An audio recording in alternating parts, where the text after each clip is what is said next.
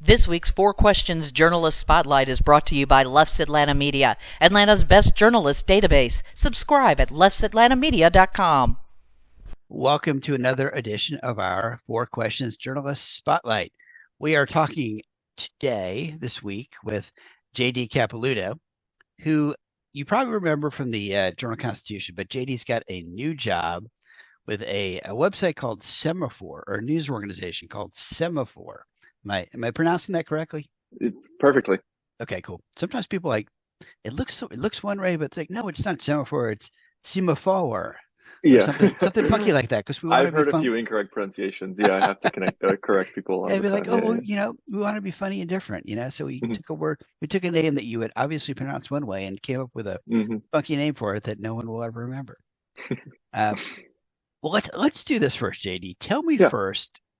Give me a little background about your journalist career history, and then we'll want to kind of get into what Semafor is all about. Yeah. So thanks for having me. I am from Atlanta originally, so I'm a native. I grew up into Grady High School back when it was still called Grady High School. Went to Boston for college, but then came back right after, and I interned at the AJC one summer during college, which was really exciting because it was my hometown paper. I grew up reading it. I looked up to a lot of the journalists that were there. And so getting an internship there was really exciting. That was summer before my senior year. And then I did my last year of college. And then afterwards, had kept in touch with editors there and found out there was a spot that was open on the AJC's breaking news team. And so that was the job that I applied for and got. And that's how I joined the AJC back in 2018. So over 4 years ago now. And had a great several years there. Was there for about 4 years. Yeah, I started on the breaking news team, like I said, and worked my way up to what was then called the hyperlocal team, covering DeKalb County, especially a lot of the cities in DeKalb County, as well as the county commission. And then, roles changed a lot during the pandemic. Things kind of shifted. I covered a lot of issues around homelessness and housing and poverty and hunger, which was a really interesting beat to have during that time. And then eventually shifted and took on the role of City Hall reporter for the AJC. And me and my colleague, Wilborn Nobles, we covered the mayor's race, which was just coming around that year, which ended up being a really, really interesting race with Keisha Lance Bottoms deciding not to run for a second term and former Mayor Kasim Reed coming back. So it was a really exciting entree into the world of Atlanta politics. Yeah, and as anyone who covers politics and elections will tell you, the last 5 years or so in Georgia have been a little bit crazier and more interesting than they were before. Definitely. And we were coming right off of that period where we had the 2020 election and then the early 2021 runoffs for Senate. And then that whole year was then dominated by craziness of Atlanta politics. So it was kind of this wild moment, and people were really interested in it. And it was a really fun time to write about Atlanta politics, and a really good way to kind of build my skills as a political reporter. And so I was at the AJC. After that, the new administration took over, obviously, at the beginning of this year. And then I was there up until September when I left for Semafor. So give me a little background. What is Semafor? I want to make sure that you give me the website link too, so we drive people to that. Yeah, for those who are listening, it's spelled Semafor. So semafor.com is the website. It's a new startup. It's started by Ben Smith and Justin Smith, who are not related, but Ben is the former Buzzfeed News editor-in-chief, and then he went on to be the New York Times media columnist. And Justin, who is the Semafor CEO, was the CEO of Bloomberg Media, and before that was president at The Atlantic. And so they've both had kind of long careers in journalism, and left their jobs to start this new startup. So it is very global. That's one of its main intentions, is that it's intended to not be just specific around one area. And the first hub they're opening up outside of the US is Africa. And so they're hiring a lot of journalists there. But they want to be intentionally global by offering different global points of view on a variety of stories. Business and tech and politics are some of the big topics right now.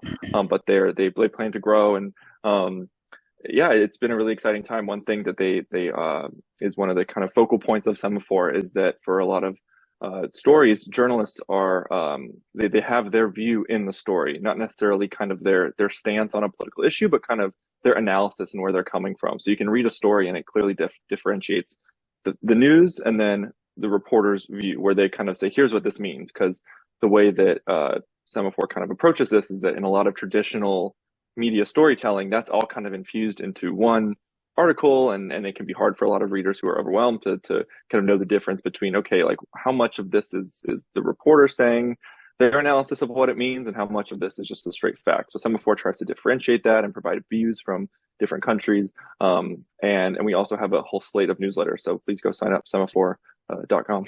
I think I'm signed up for at least one of them already. Yes, so we have a daily flagship newsletter that is kind of a great roundup of global stories in a really succinct format. Yeah. So where are they based? Where's Semafor based in the U.S.? Is it here in Atlanta? So yeah, no, most of the people are in New York and DC. I'm actually the only person in Atlanta.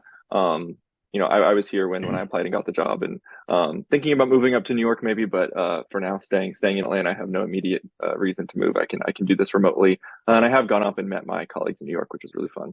Well, I think there's a lot of value in not having all your people in the same city, especially in New York and DC. Mm-hmm. You get into that inside the Beltway, definitely mentality, and if you don't have people in other cities, then sometimes you lose perspective.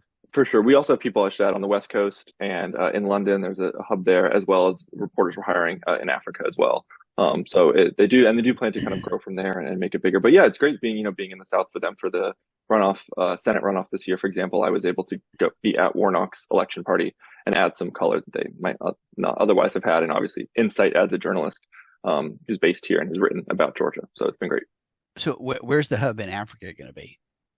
I don't know if there's going to be one main hub. I know they're hiring in Nairobi, in Lagos, and in I think Johannesburg. I'm not sure if there's going to be one centralized hub. Mm-hmm. Okay, that's great. There's Africa is a place that does not. I mean, it's a huge continent, and people have no concept of how big it is and how many people are there, right? And the issues. Journalists I've talked to over the years have just said, it's hard to get a news organization to commit the resources to cover Africa because it's so big, and it's not like you can jet from Cote d'Ivoire to South Africa in a day. It takes a while to get there. Mm-hmm. Yeah, and they're hiring a lot of, I think, local reporters, and kind of the idea with the first hubs being the U.S. and Africa is the most developed media landscape and the fastest growing media landscape. So that I think cool. Semafor sees a lot of growth there, which is really exciting. Yeah. How does so you get is the idea to cover lots of the big global issues and kind of with a little bit of the difference that you talked about, but I guess the question would be how is Semafor going to differentiate itself from lots of other news websites?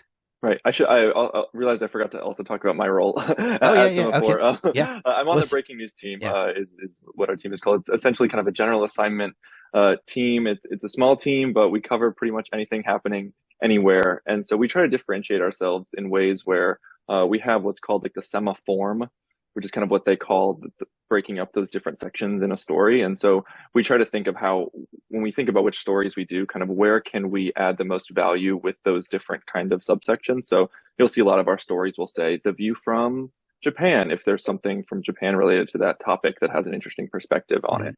We'll do room for disagreement if there's kind of a story that needs a little, bit of nuance in terms of how different sides view it.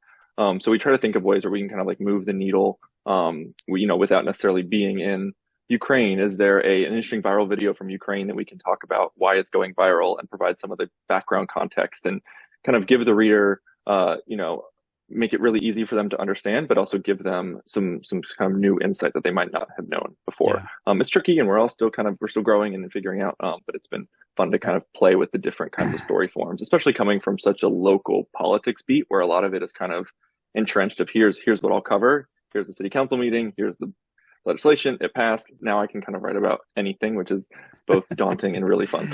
Yeah. So let's see. So when did Semafor officially launch?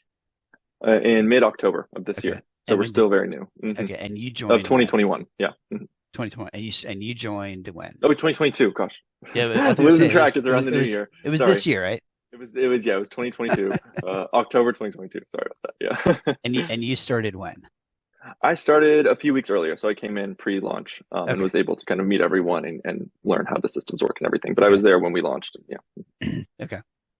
And obviously I always tell folks, to kind of get a feel for the kind of stories that Semafor is covering, then go to the website Go to the and look and see website. and sign up for the newsletters, right? Definitely sign up for the newsletters. There's a variety of topics. Obviously, there's the main flagship one that I mentioned that is kind of global general interest news you need to know for today. But there's also a daily politics newsletter and then some biweekly newsletters about climate, tech, business. There's an African newsletter, media. So there's a lot of different topics for folks who are interested in different things, and get a lot of good news and insight from that. So if someone has either a story idea or a subject matter expert they think might be interesting Mhm. for you guys, what's the best way to should they contact you and then you kind of figure out, okay, this goes to this person or this goes to that person? Yeah, especially if you're based in Atlanta, would love to chat and connect. But yeah, I Yeah. mean, J Capelouto at semafor.com. It's also on my Twitter bio.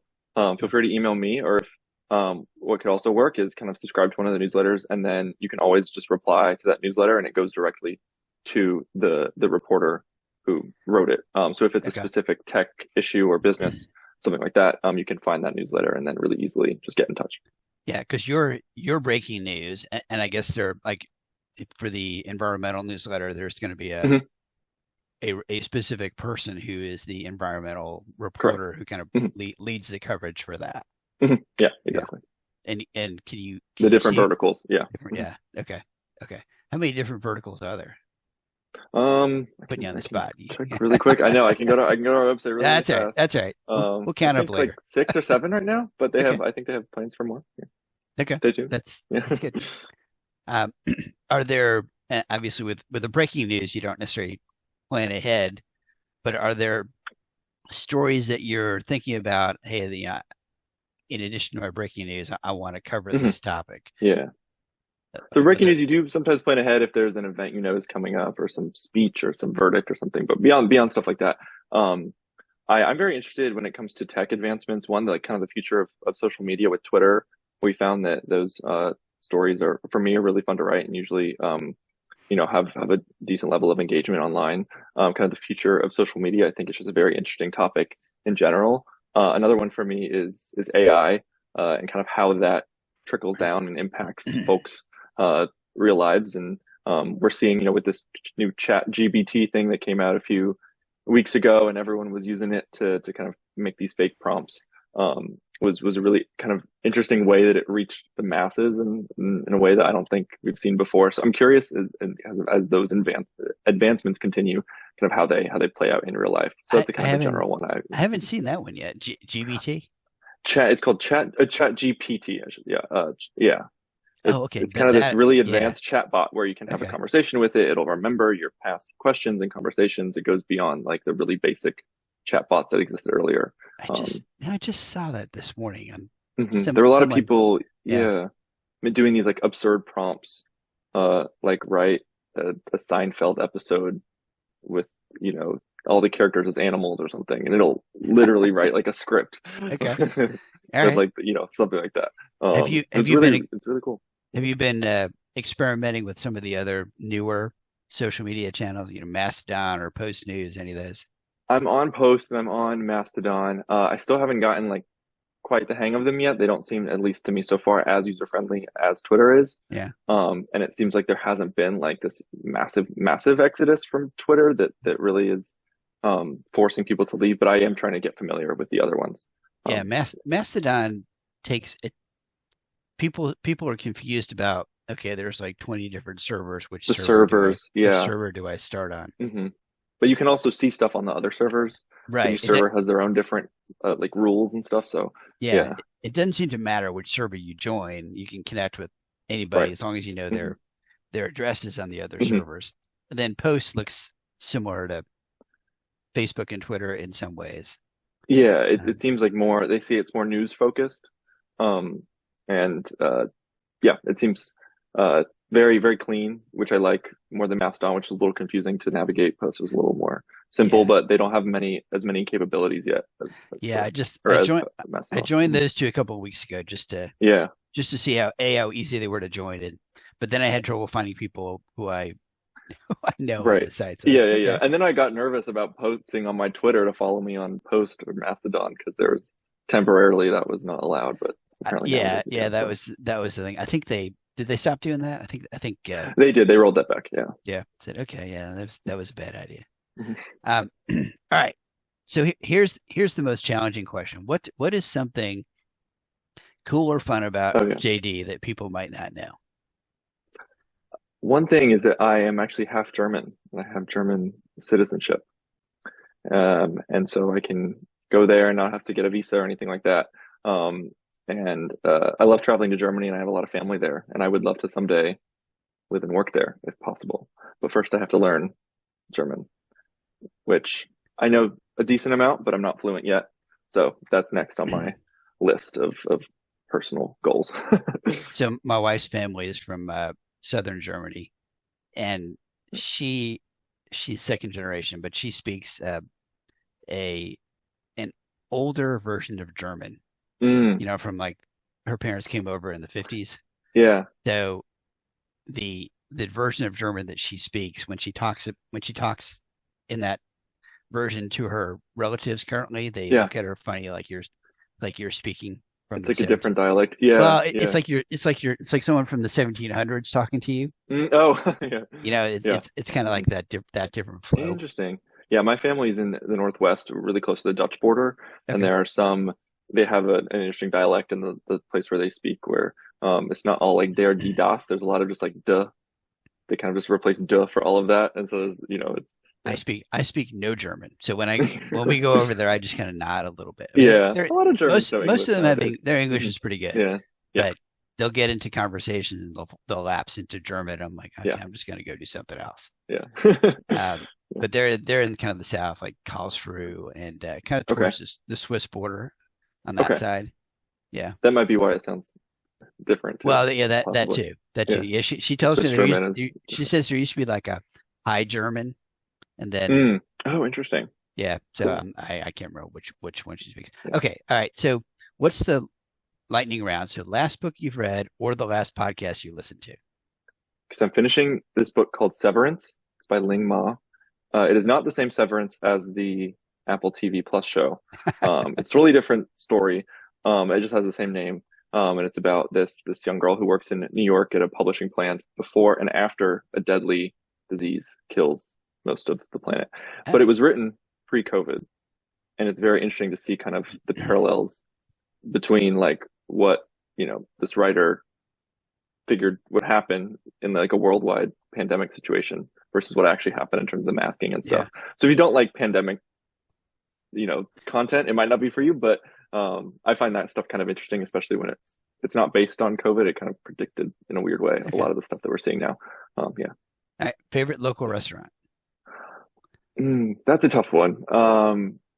In terms of like the old classics, I really like Fox Brothers for barbecue. And obviously like Manuel's. I grew up going to Manuel's a lot and, have like a personal love for that beyond just like the place as a journalist hangout. Yeah. They have great food. Yeah. Also, Bold Monk Brewing in Northwest Atlanta. Okay. It's really good food. Yeah. All right. Favorite guilty pleasure? Like reality shows. I love Survivor, but also some of the like trashier ones like The Circle or like Too Hot to Handle on Netflix and like some of the Real Housewives shows. Those are local getaway. How local are we talking? Like Georgia? Georgia? Probably Tybee Island. Yeah. Okay. That's a good one. That's good. All right. And favorite non-work hobby? Probably just like exploring Atlanta and going on like walks and hikes around Atlanta. My other like local getaway, like I love Cochrane Shoals up at Chattahoochee River. Right. Like just like at the perimeter. That's like those kind of walks that go on the Beltline, like exploring like all the different breweries and bars that are opening everywhere. It's very fun to me. So yeah, kind of I don't know if it's a boring hobby, but I enjoy it. Yeah. No, it's a good it's good to get out. Yeah. It's a good work-life balance. Getting out into nature is always a great thing. Yeah. Is there anything else about you or about Semafor that we haven't talked about that we should mention? No, I think that pretty much covered it, except for sign up for Semafor, follow us on Twitter. You get all the breaking news there. And yeah, follow me on Twitter. Yeah. Excellent. And Post and Mast and all the other ones. Yeah. Excellent. We've been talking with JD Capelouto with Semafor. And as always, look for these journalist spotlights almost every week, maybe every week or two, depending on whether I'm camping or not. And as always, if you want to find our database of local Atlanta media, go to leffsatlantamedia.com.